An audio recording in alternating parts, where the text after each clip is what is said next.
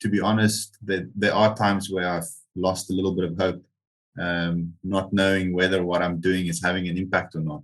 But when I discovered Bitcoin, I found something that I felt was so much bigger and so wide and already so widely adopted that kind of felt like my effort is just a drop in the bucket, but the bucket is being filled by thousands and millions of other people, putting their drops in the same bucket. And I feel like that's a bucket that can be filled up to the extent where it can actually make a real difference on a global scale. Welcome to the Progressive Bitcoiner podcast, where we explore the intersection of Bitcoin and progressive issues. I'm your host, Mark Stefani. My guests today are Hermann Vivier of Bitcoin Ekasi and the not-for-profit Surfer Kids, and his head surfing coach, Luthando in Nambambi. Together, they are bringing Bitcoin to their township in South Africa, where it is not only serving as a medium of exchange, but also a means to save their hard-earned money. Hermann and Luthando's stories are not only inspiring, but also bring to life the everyday use cases of Bitcoin. Thank you so much for listening. Please enjoy this episode.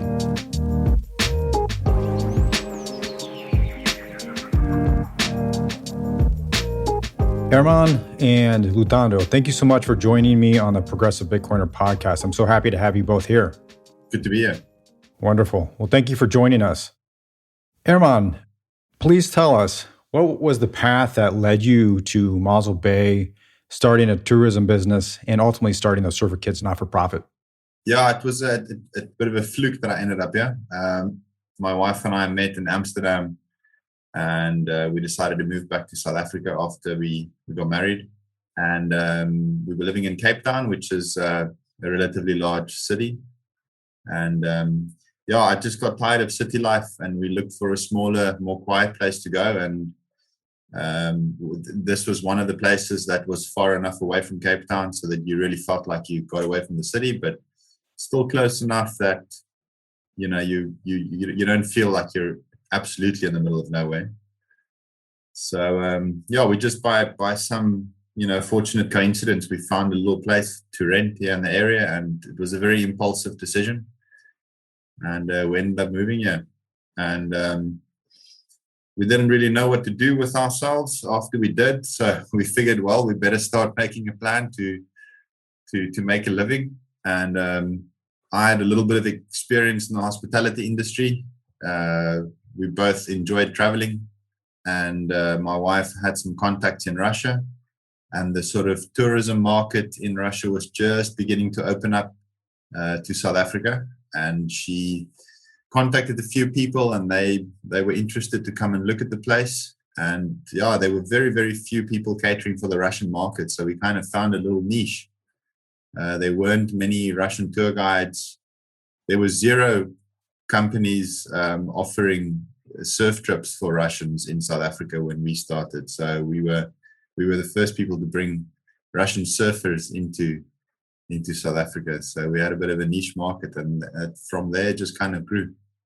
And one of the elements that you wanted to add to your tourism business was a little bit off the beaten path element to actually experience South Africa outside of the walls, so to speak, as you described. Can you tell us a little bit more about that distinction? Yeah, South Africa is a very divided country. It's one of the most unequal societies globally. So there's a very, very rich portion of the country, and then a very, very large poor and very, very poor portion of the country. So there's very few places in the world where I've been where inequality is this high.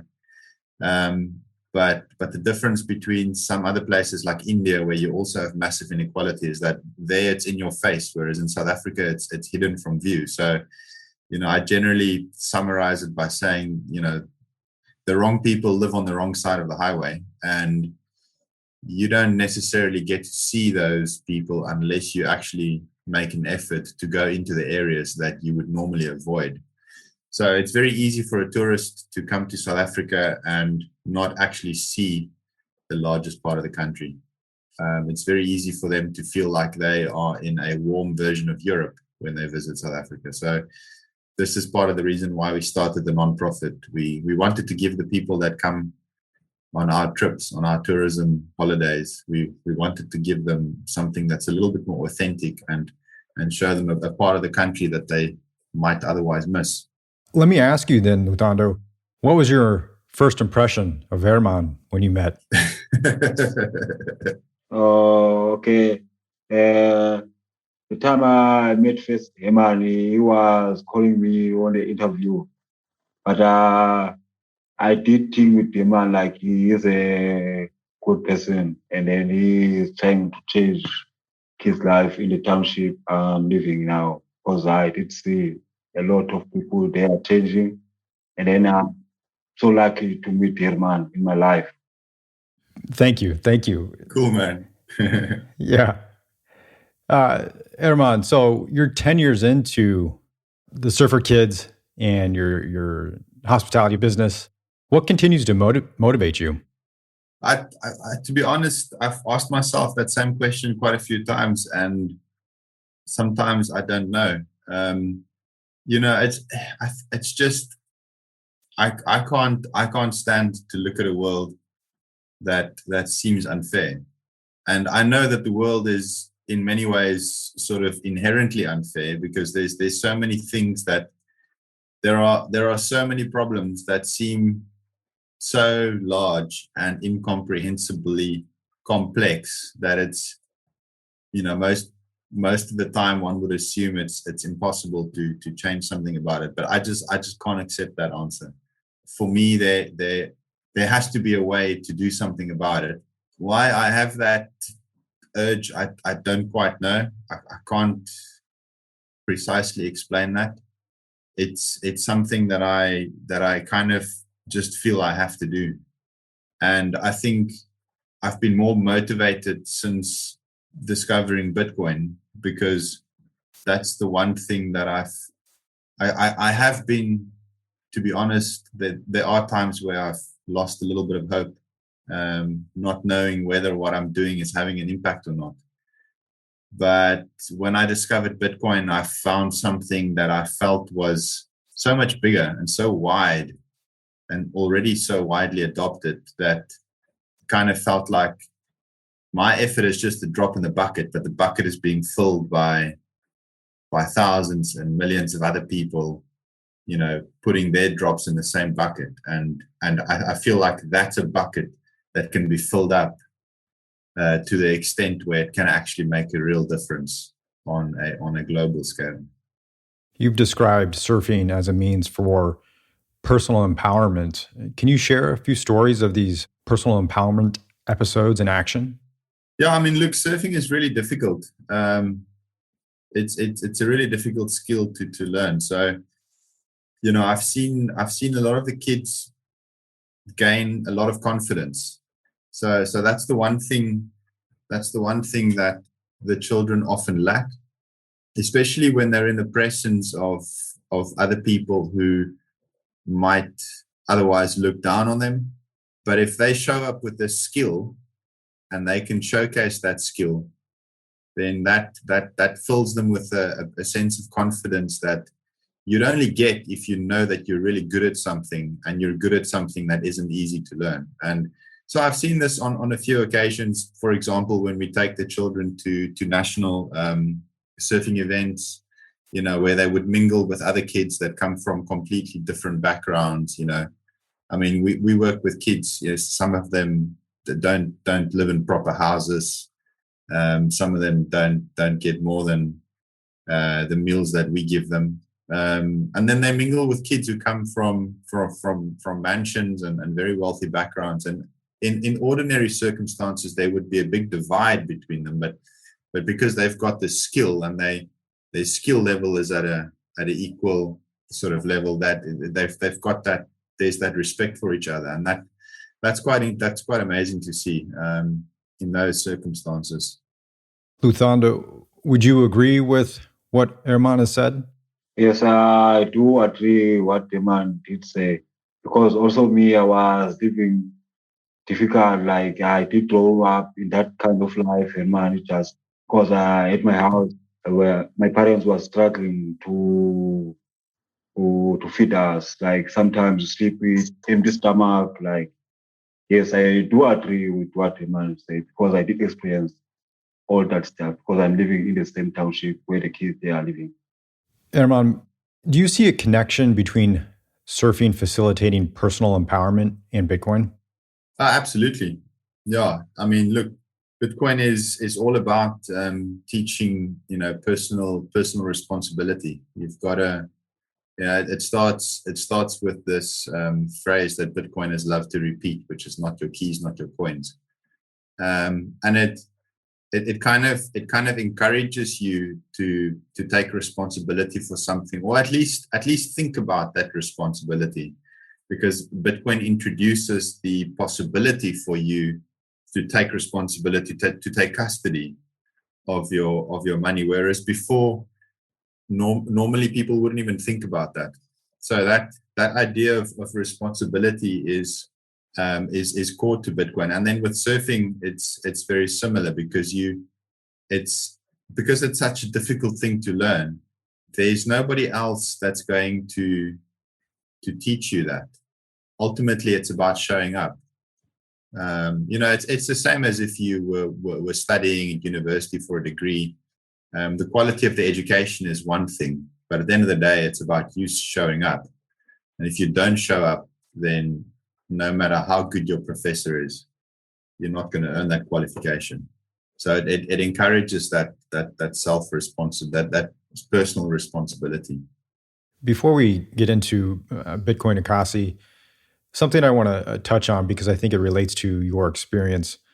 Hermann, you've undoubtedly experienced a period of loss of empowerment and then eventually gaining it back.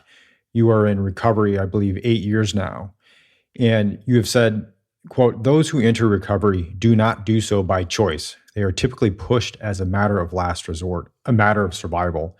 So I'm wondering what allowed you to crawl out from that rock bottom? When did you recognize that you could not, quote, solve your own problem? I think it was my wife that gave me an ultimatum.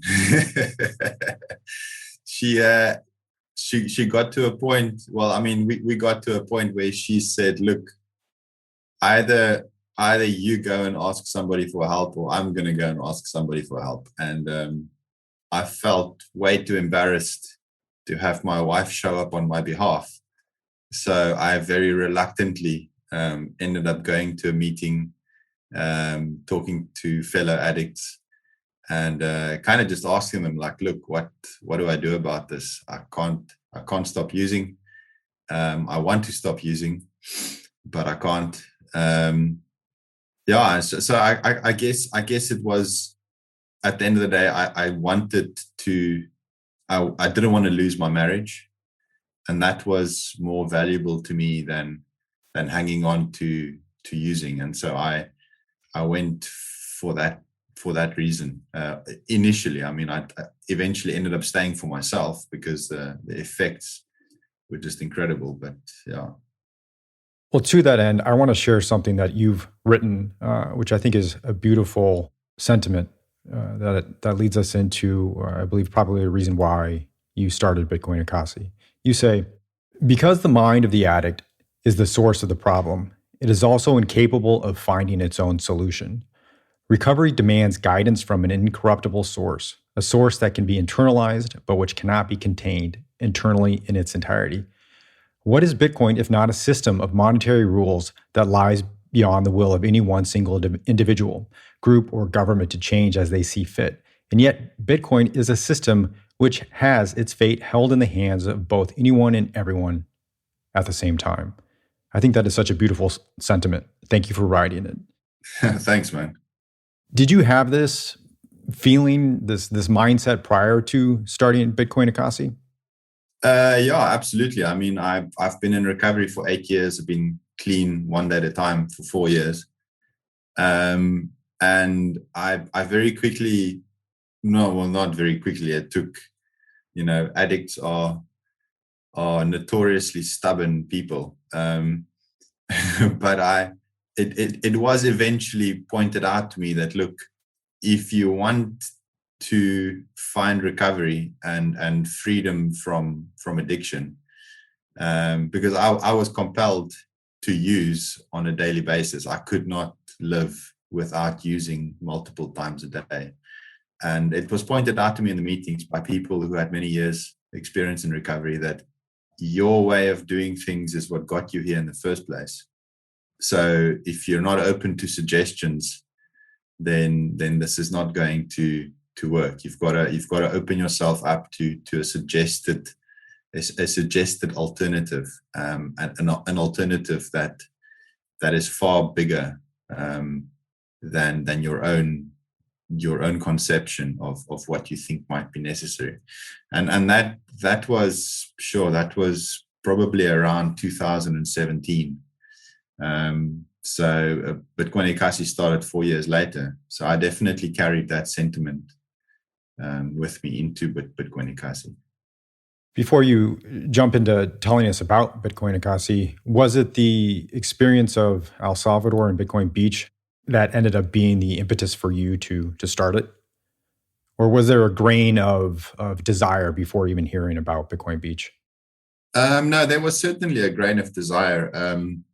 I was introduced to Bitcoin by a good friend of mine in 2013, and it was as a result of the banking crisis in Cyprus. And that struck me as being very unfair. My wife is Russian, and the banking crisis in Cyprus was framed around this idea that most of the people who lost their deposits to bail out the banks were Russian criminals.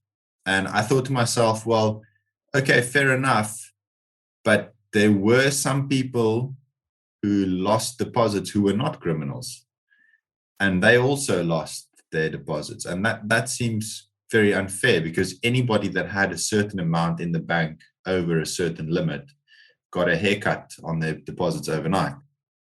And then it was sort of like serendipitous that at the same time this friend had introduced me to Bitcoin, and I thought to myself, well, here's a system that's fair. It treats everybody the same way. Nobody gets to decide what the rules are. So I've been, and since then I've been very motivated to try and learn everything I can about it. So I've always wanted to do something with Bitcoin, but I never really knew what I could do with it. I always wanted to encourage people to check this thing out, look at it, because I thought to myself, like, wow, this is the first thing that I can. This is the first and the only thing that I could find that's really fair. Nobody can corrupt it for their own personal gain, no matter how powerful they are. So, but I didn't really know what to do with it until I heard an interview with Michael Peterson in 2019. And when I heard that interview, I was like, okay, that's interesting. That's a way that you could actually help spread adoption. Because ultimately Bitcoin is only going to deliver on its promise if it gets adopted by many more people than what is currently using it. If it just remains a speculative asset, then it's not really going to do what it could. So yeah, it was definitely the Bitcoin Beach example that sort of, I guess the spark was always there, but then when I heard that interview, it was kind of like, okay, then it just like illuminated the possibility. I hadn't really thought about that possibility the way they implemented it until then. So tell us about Bitcoin Ekasi. Tell us about the ecosystem that you've built, that Luthando and the other coaches and the shop owners have built. And then I'll get your impression next, Luthando. Well, before I say anything, I think Luthando is actually the guy who's built most of the infrastructure in the township. He's the one who's onboarded the shops. All I really did was I brought the sort of the Bitcoin background into the picture. And then I feel like I kind of just gave Luthando and the coaches the necessary knowledge to go out into the township and onboard the shop. So they're the guys that have really done most of all the sort of hard work on the ground with getting the shops on board. And so we've got 5 shops at the moment, and the last 2 shops that Luthando onboarded, I was I've not even met the shop owners. That's all him and the coaches. Nice work, Luthando. When you first heard about Bitcoin yourself, did it make sense to you why it would be beneficial to you? Did it make sense right away, or did it take some time to learn more about it? I can say it will take time to know about Bitcoin because I still need more education. And Hermann is still giving me some education, and I do some research or on my own. And also, still need more education. What I can say, but when I'm with the shop owners, I show what a man already taught me to do. You see, buying food on Petrofield, on restaurants, showing them, okay, Bitcoin is something like real. Because some of people here in my township, they think it's a scam because there was a lot of scam happening here. But I that show them, okay, this is real. I can buy you anything you want, and then making them believe that. So the shop owners, their barrier to understanding is ensuring that it is real first and foremost. Is that correct? Yes. I buy something, and then they say, okay, this is real. This is the real money. And then I make them example about fiat money. Like they know, okay, this is real. Because fiat money sometimes you lose value. In Bitcoin, you get it's getting value. Aside from first understanding that Bitcoin is a real money, why do they think Bitcoin is important after you show them that it's real?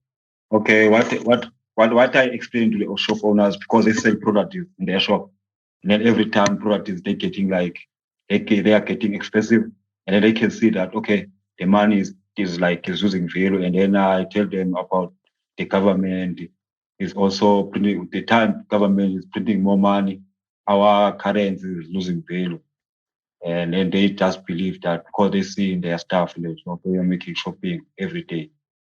So the fact that they can't be printed more, the inflation resistance, what we say, part of Bitcoin, that's important. Yeah, yes. Luthando, I have another question for you. Tell me more about the misconception that people who do not earn a lot of money don't want to save money. I think that's certainly a sentiment that is put forth, certainly from the West. And from what I've heard Hermann discuss, that is certainly not the case. So from your experience, where does that misconception come from that people who do not earn a lot of money don't want to save either? Oh, okay, because you see the money they are getting, they can't save the money because they are paying less money in their work, and then they have kids, more kids, they have to feed their kids.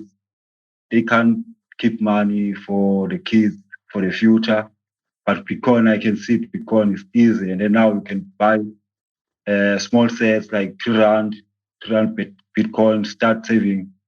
But people they are believing you can start saving with 1,000, something like that, more money. But in Bitcoin, you can save more money, and then in future you can help your kids.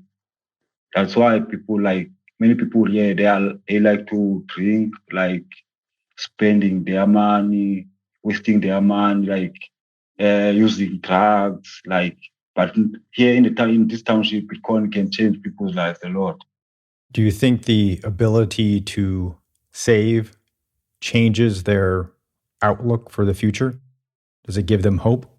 Yes, it can give them hope because Hermann did give me a spreadsheet, something when they after every 4 years, Bitcoin is getting value, lot of value, and then also that why I show them the people I'm educating them like friends.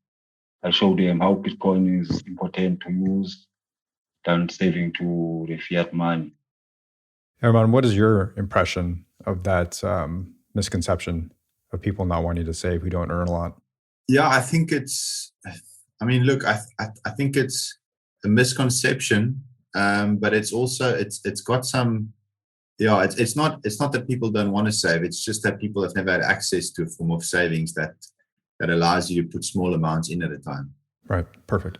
So there's a new service that launched in South Africa not so long ago, and it's actually allowed people to now buy Bitcoin over the Lightning Network for as little as R2 in the local currency, which is less than 20 US dollar cents at a time. So you could literally go to the grocery store and the coins that you get in change, convert that straight into Bitcoin, tiny amounts at a time. Not the kind of amount that's going to cause any pain and suffering if the price drops, but the kind of amount that if you hold on to it for long enough could make a difference one day.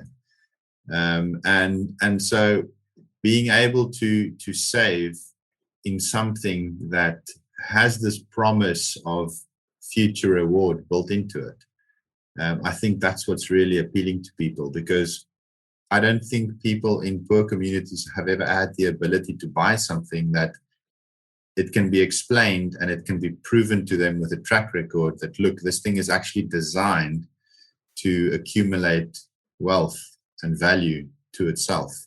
There's never been anything else that they've been able to buy in such small amounts. So I think that's probably the primary motivating factor that we're working with at the moment.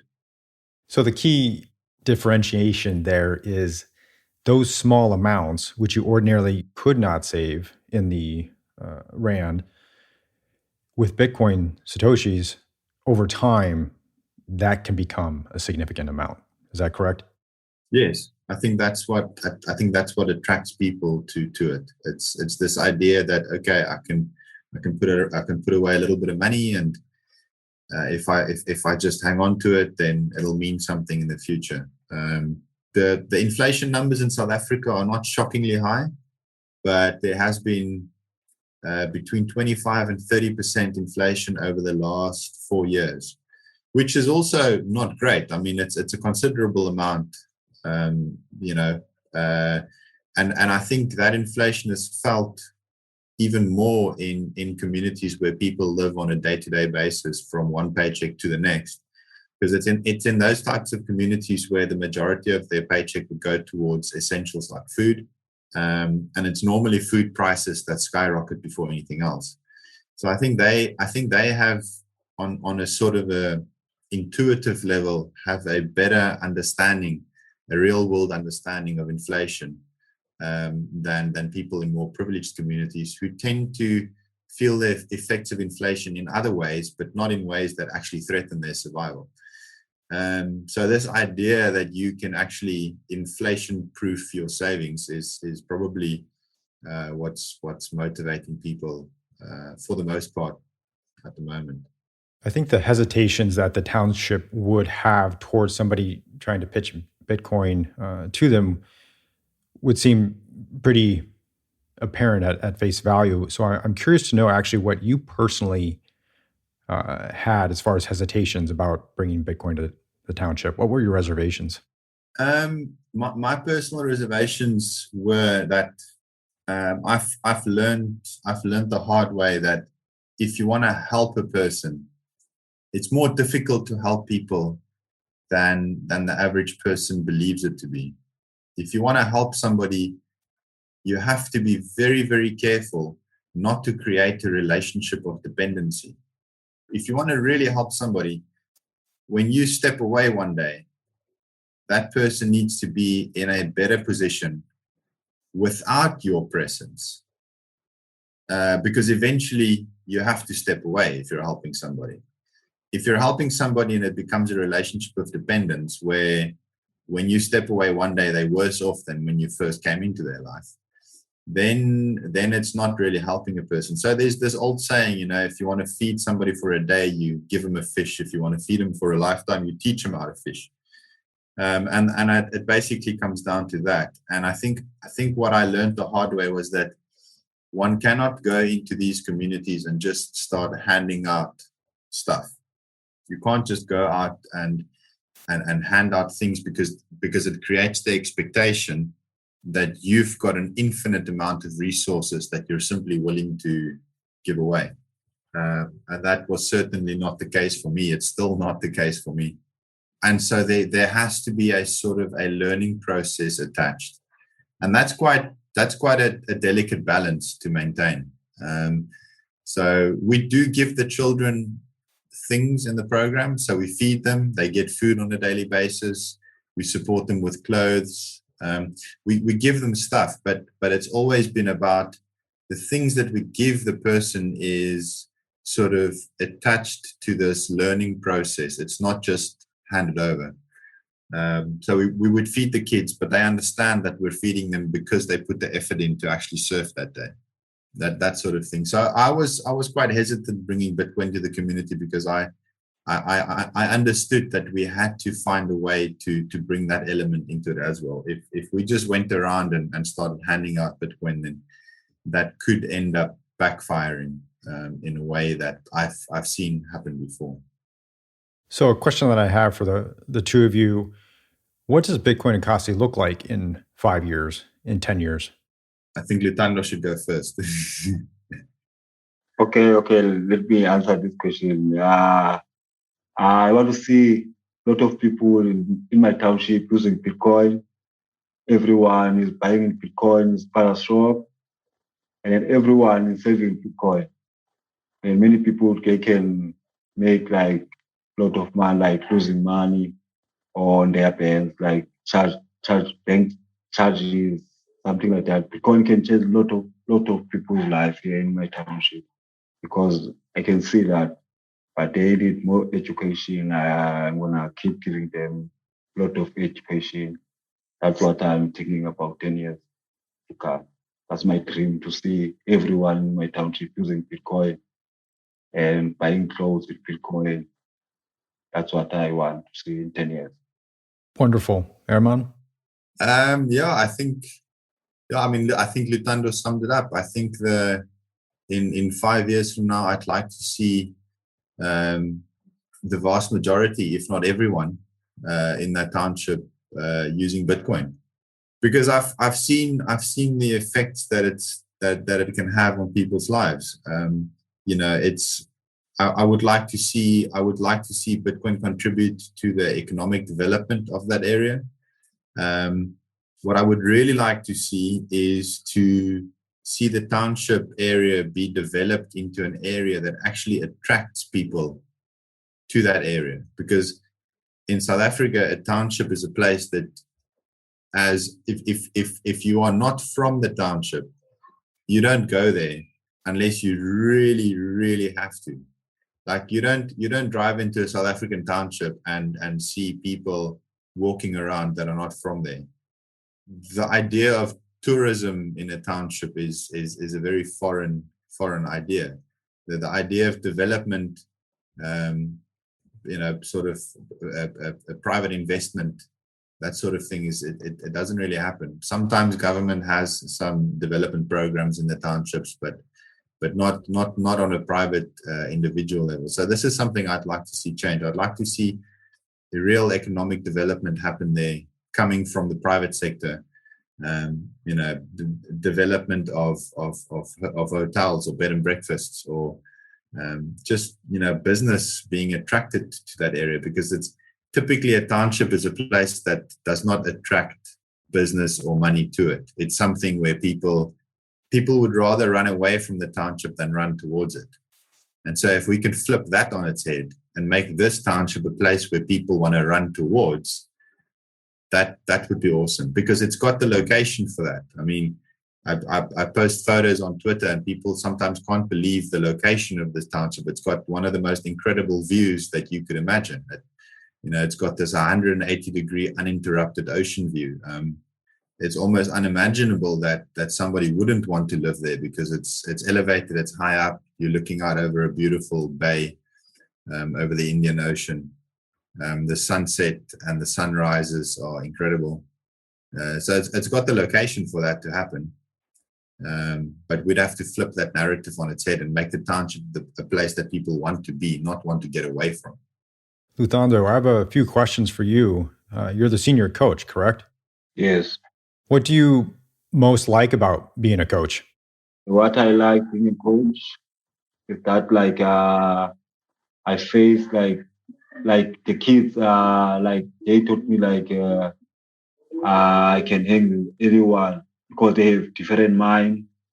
And then I deal with the junior coaches, teach them how to work. Like if they are doing wrong things, I always guide them in the right way, like showing them, like I take them like my own kids, like something like that, showing them like how life is be, how the program like can change their lives if they stay there in the program, doing right thing in their life, focusing their student in their studies, and showing them like how life like if like I'm making an example about me because I was living here for like the whole my life, like since I was 6, I come here and then live here in Musulbai, and then they have good opportunity to have this program as a kid, and like I wish like that time there was a Sifakis a program like this, like you go like without paying money, and then show them like I was playing soccer. Every time if you go somewhere, I have to pay money. But here you don't pay anything. Just for we try to find some donations to make their life easy. I can say it's what like to being a coach to guide those kids going the right way. How do you keep the kids motivated to learn? What are your secrets? Oh, okay, my secret is like I was having friends like when I was young. I did see a lot of my friends did die, and some of them they end up to prison. And then I keep telling the kids, some of them they are using drugs. And then what I like the most, some of the kids that I'm coaching them, they are also in the school, they are going in the school that I was going, like primary school. And then the education I didn't get there right, like computers. I don't have computers experience of working with computers. And then the SFA kids, we give them that chance to work with computers. And then now we have a teacher there that is looking after them, education them, because the education in the government school is not like is very poor. It's not like like the same like private school because they lack a lot in the school. That's what I keep motivating them. Like they must not doing wrong things in the township, and then they must focus in their studies. And then I did see that example did work in our one of our junior coaches, Lukangele. That kid is a nice kid. He like me a lot, and then he always come here to my house to stay sometimes, and then he like asking me some question if like he have a problem in his house, unlike his father. You're a teacher, you're a coach. You have one of the most important jobs in the world. Yes, yes. 10, 20 years from now, these kids are going to find you and they're going to tell you that that one moment out in the ocean when you didn't give up on them and you got them back on the board was a moment that they never forgot. And it inspired them to keep pushing, to keep striving. And they will have accomplished because of the effort and motivation that you gave them. So keep it up. Yes, yes, they. I do have one more Bitcoin related question before I let you go with my final question.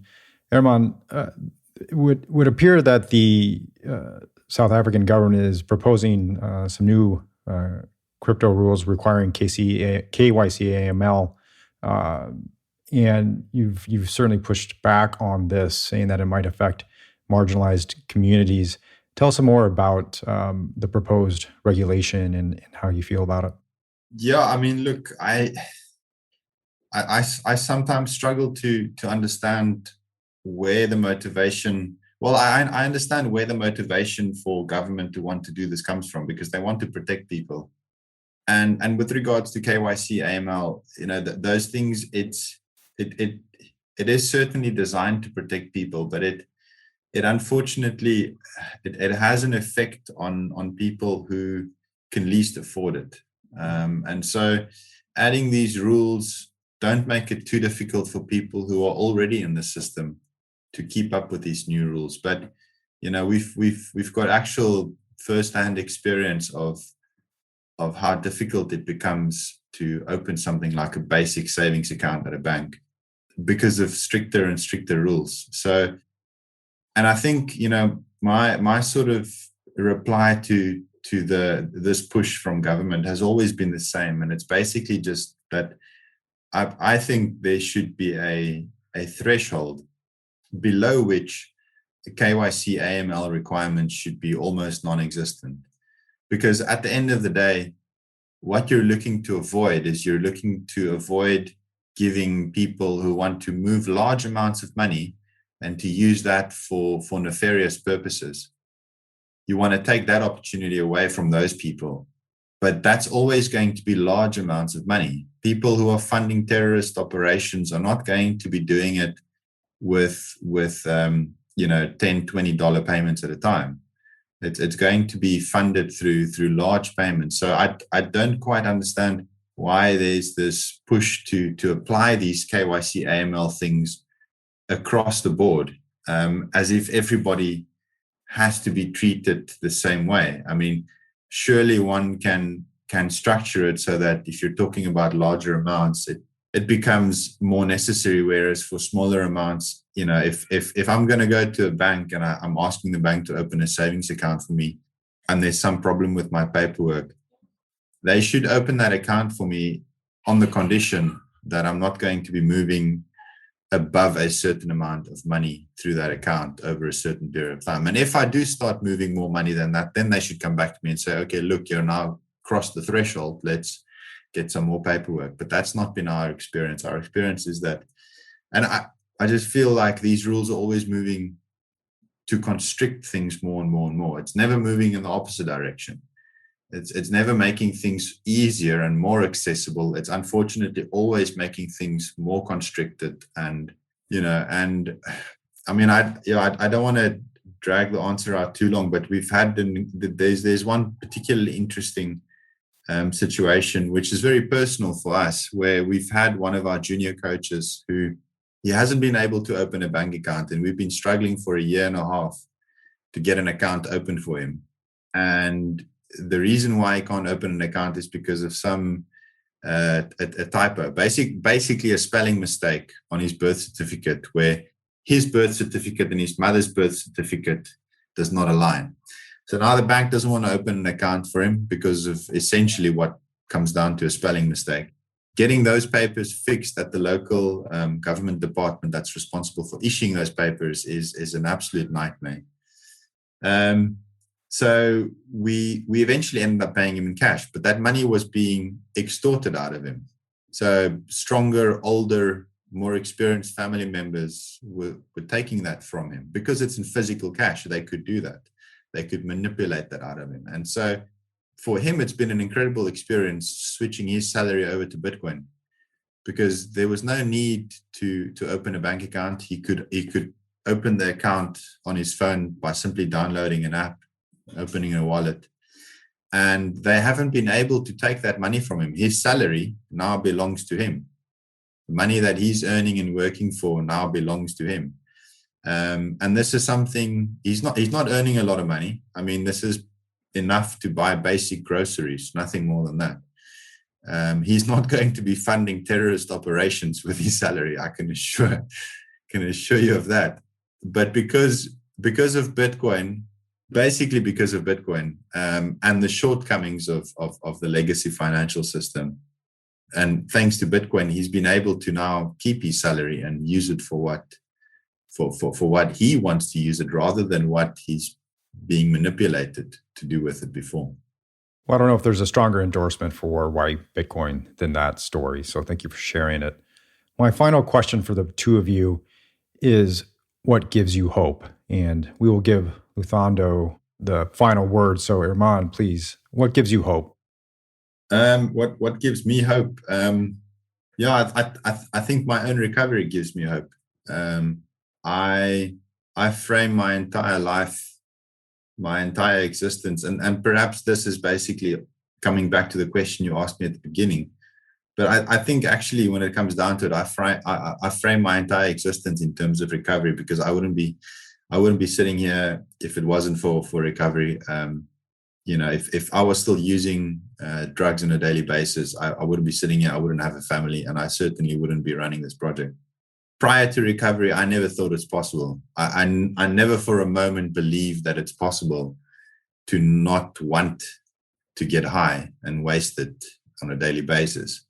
I thought maybe it's possible to abstain, but I always thought that would be a drag and it would be really difficult. And I never thought it's possible to find recovery where being sober is actually a joy, a pleasure. And through recovery, that's the reality of my life today. So that gives me hope. To have experienced that kind of change makes me believe that there must be a way to introduce similar change on a wider scale. And I think that it's possible through Bitcoin. I believe it is because of the structure of how Bitcoin is put together.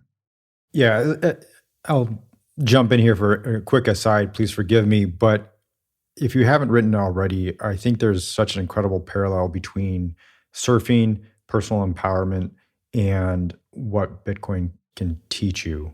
So that's your homework for this podcast, is to write that. Luthando, please, what gives you hope? Okay, what gives me hope is working for the safer kids. You can receive like that, and then it make me unable to save. I can save today because of the safer kids. And then like saving is like to me like saving is life. In the time like I was not good like to trusting myself that I can do a lot of things like I was always doubting myself, no, I can't do this. But after I learned to save, I did achieve a lot of things like driving license, saving coaches, like a lot of things in my life just changed. After that, like I don't drink anymore now. I'm always at my house, and saving really changed my life. And then I can see that working for the safer kids is really pleasing to me. The blessing for the life, and then I'm gonna keep it like that. I'm gonna be committed in my work, I'm doing for my community and helping the kids.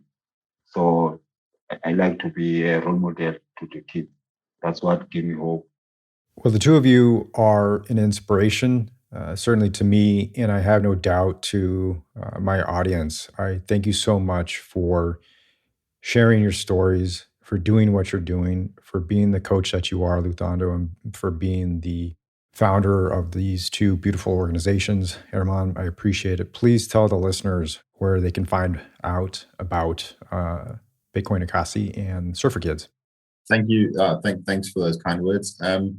Bitcoin Ekasi has a website, bitcoinekasi.com. So that's Bitcoin Ekasi.com. You can also find us on Twitter. And the Surfer Kids also has its own website, which is thesurferkids.com, TheSurferkids.com. Please, if you're listening, consider donating to Bitcoin Ekasi, the Surfer Kids. There is a QR code, a Lightning donation on the website. It's easy to donate, so please do. Thanks again for joining us. This was fantastic. I really appreciated everything you had to say. I could have been on the line here for several hours chatting about everything. So once again, thank you very much. Cool. Thanks a lot, man. I appreciate it. Thank you too.